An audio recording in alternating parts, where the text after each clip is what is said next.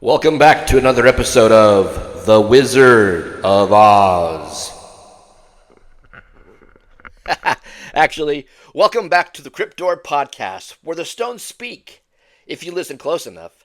Today we're pulling back the moss and dust to uncover a secret language, one that's been carved, chiseled, and weathered for thousands of years.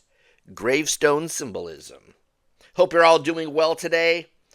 Today is, what is today? I don't know, August 13th, something like that to that effect. Hope you're all doing great. Another gloomy day here in Southern California. It is only 10:32 a.m. at the time of this recording, so maybe, just maybe, it'll burn off a little later and we'll get a nice day out of it, hopefully. But first, let's get some housekeeping out of the way here, guys.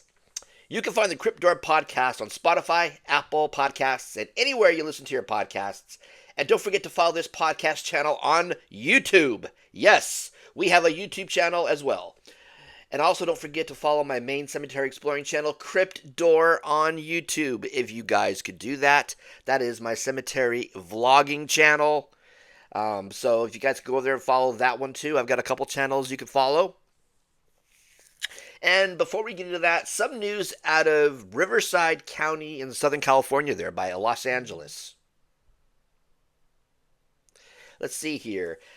At the Ruff Family Ranch in Riverside County, owner Blake Ruff is working to turn his property into a thriving organic farm. But he says a proposed project just steps away is threatening it all. He's quoted as saying, pretty much from here on, that's bodies. 20,000 bodies, Ruff said, looking over a vacant property in Meadowbrook.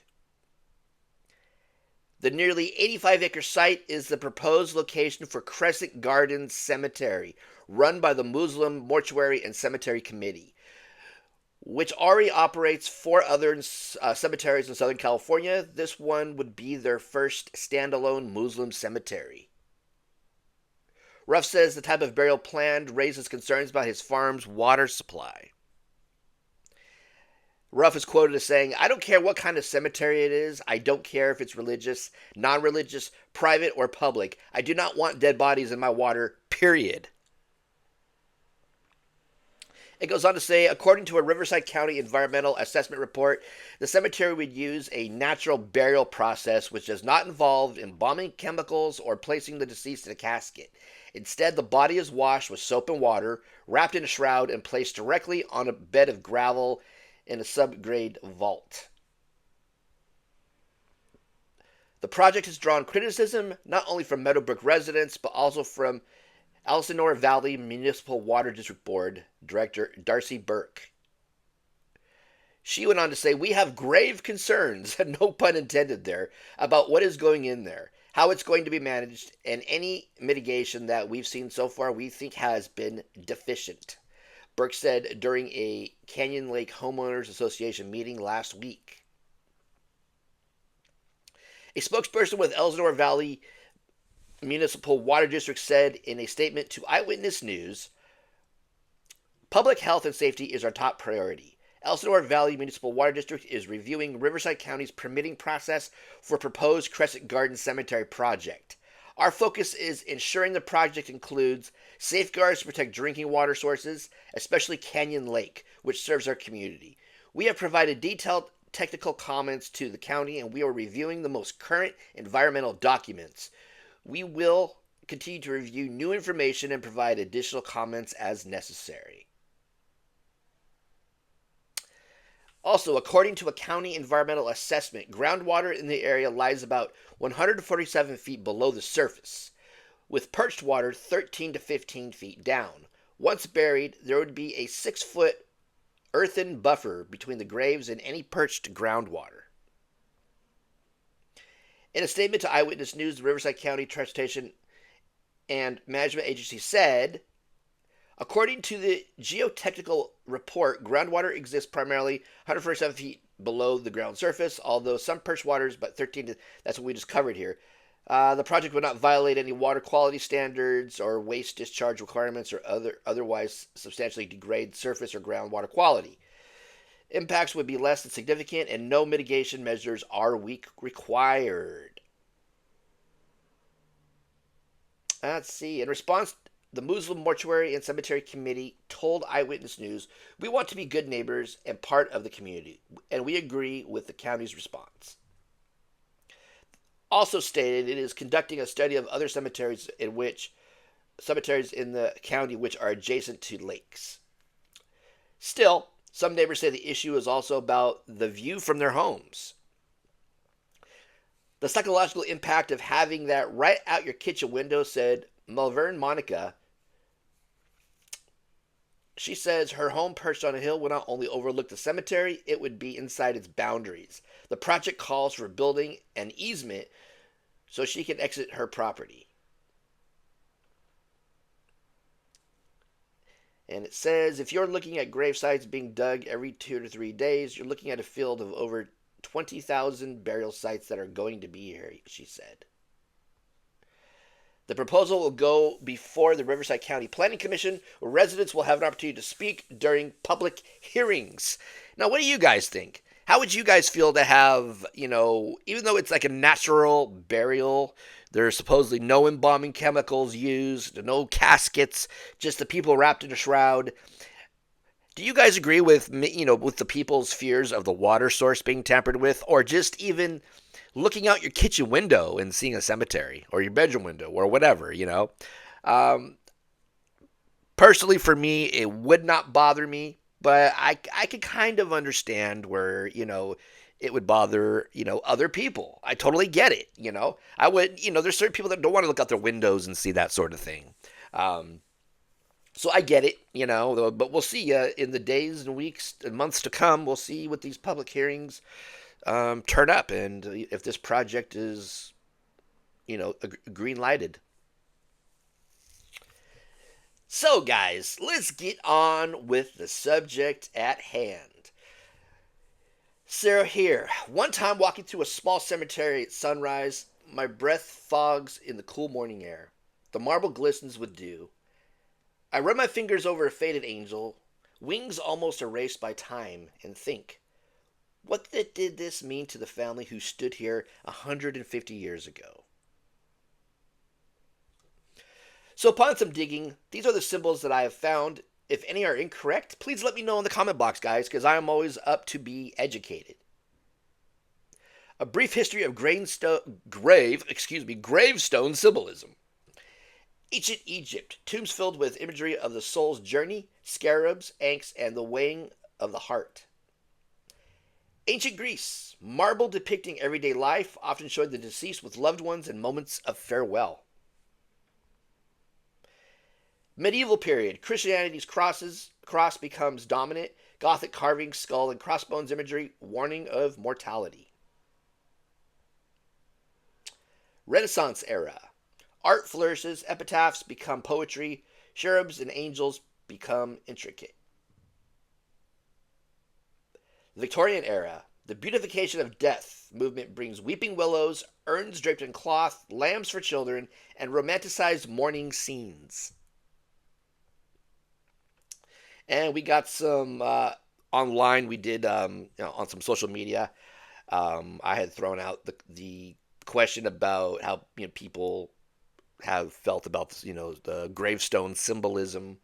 Ben in Iowa commented, I recall visiting a small churchyard in England where the stones leaned like tired soldiers.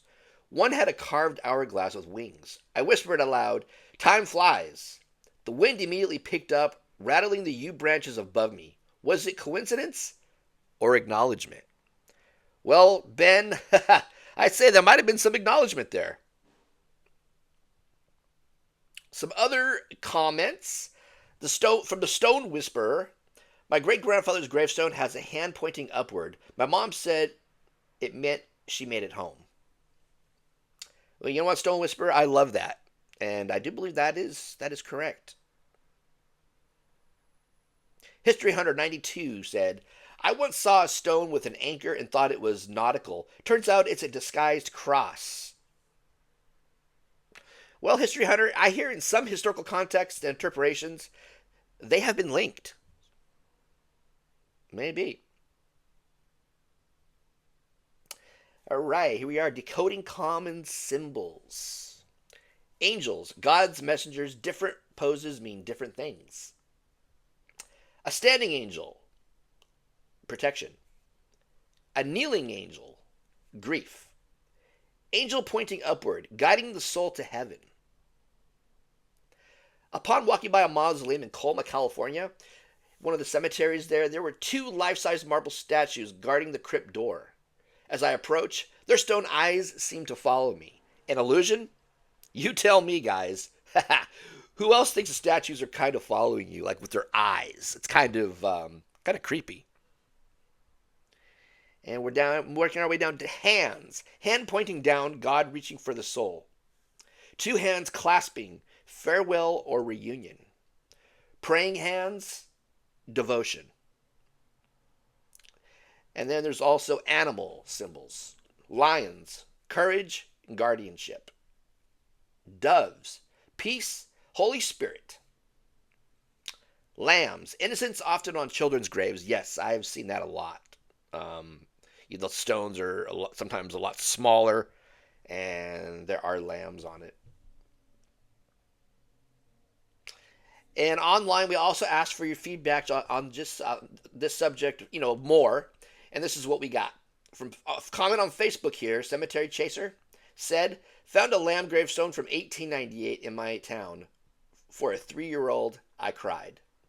Yeah, Cemetery Chaser, you know what? I always have a hard time with children's graves. It's funny, children's graves and animal graves, I always have a really hard time with. Urban Explorer 101. There's a lion head carved into a tomb here in Philadelphia. It's weathered, but still fierce. Yeah, Urban Explorer, a lot of the times detail in the stones is incredible, even after, a number of years. It's just, the stone is just incredible. The detail sometimes is just awesome. All right, now we're getting down to nature and floral motifs. Weeping willow, sorrow. Oak tree, strength and endurance. Lilies, purity. Grapes, the blood of Christ. Sarah commented, while photographing a willow carving, I swear I smell fresh cut grass. Even the ground is frozen under the snow. No one else around me, just me and the stone. I know, is that your mind playing tricks on you? Or, that could have happened, Weird things have happened in cemeteries with me. Trust me. With me, it's well documented. I've talked about it a lot on my channel. Now we're getting down to hidden meanings, fraternal symbols, and personal reflection. Masonic and fraternal symbols. Masonic compass and square. Fellowship, moral conduct. Oddfellows chain. Community, friendship, and love. Community, friendship, love, truth. Geometric and religious shapes. Arches and gates, entry to heaven. The Star of David, Jewish faith. Alpha and Omega, beginning and end. Elliot writes in a forgotten section of a southern cemetery, I stumbled on a stone with a chain carved across the top. One link broken. I later learned it symbolizes a family broken by death. That night, I dreamed of a man in a bowler hat walking away from me through fog. That's pretty chilling. Someone trying to communicate with you, Elliot? You never know. Could be. Could be a coincidence that you just, your mind created this dream after that experience, but you never know. More viewer comments here. Graveyard Goth. My Uncle Stone has an urn draped in cloth. My grandma said it means his soul returned to dust. Well, very interesting, Graveyard Goth. Symbol Seeker. I found a broken column in an old cemetery in Maine. Looked up the family. The man died at 29 years of age.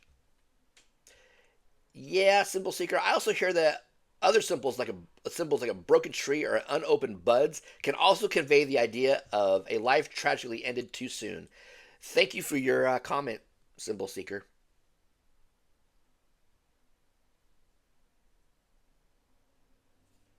I wrap up by encouraging listeners to walk through a cemetery with new eyes.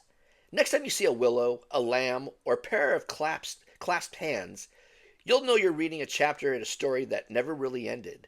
These aren't just graves, they're messages carved for the living as much as the dead. All right, guys. Thank you all so much for listening to this podcast. Hope you all enjoyed it. Hope you all got a little educated on some, gravestone symbols. Like I said, if there's anything in there that maybe wasn't accurate, please let me know in the comment box below. Like I said, I'm all about education.